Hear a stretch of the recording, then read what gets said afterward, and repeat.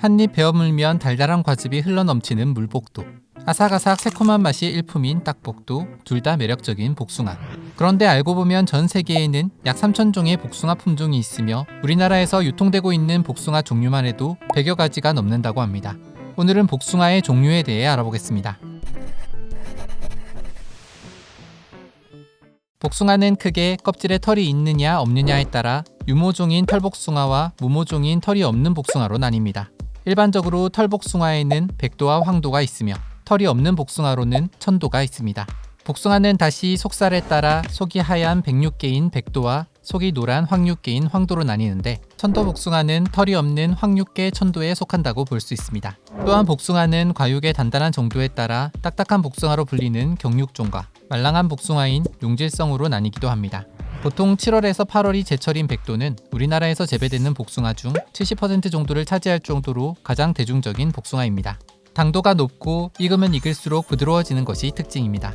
황도는 백도보다는 살짝 늦은 8월에서 9월이 제철로 껍질과 과육이 황금빛처럼 노란빛을 띠고 있으며 향이 진하고 백도에 비해 과육이 단단한 것이 특징으로 생으로도 즐겨 먹지만 통조림으로도 인기가 높다고 합니다.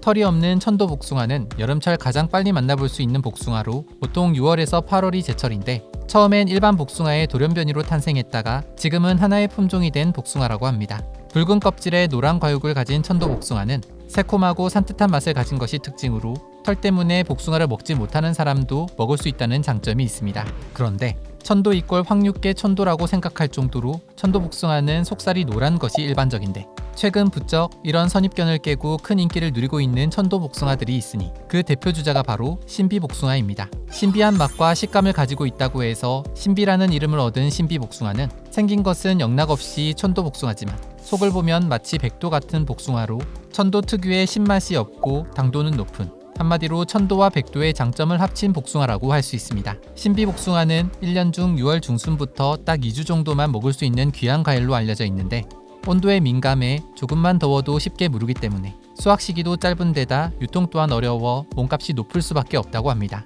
그런가 하면 신비 복숭아만큼 인기가 높은 인싸 복숭아가 있으니 언젠가부터 유럽 여행을 가면 꼭 먹어야 하는 과일로 SNS에서 입소문을 타게 된 일명 납작 복숭아입니다. 마치 위에서 누가 누른 듯 납작한 모양을 가지고 있어 납작 복숭아로 불리는 이 복숭아는 도넛 복숭아, 접시 복숭아, UFO 복숭아 등 다양한 별명을 가지고 있습니다. 정식 명칭은 산 복숭아로 이 납작 복숭아 역시 중국에서 유럽으로 건너간 복숭아라고 합니다. 서유기에 나오는 손오공이 천상에서 했던 일이 바로 신선들이 먹는 납작 복숭아를 지키는 것으로, 특히 중국에서 납작 복숭아는 불로장생의 과일로 여겨지기도 했다고 합니다.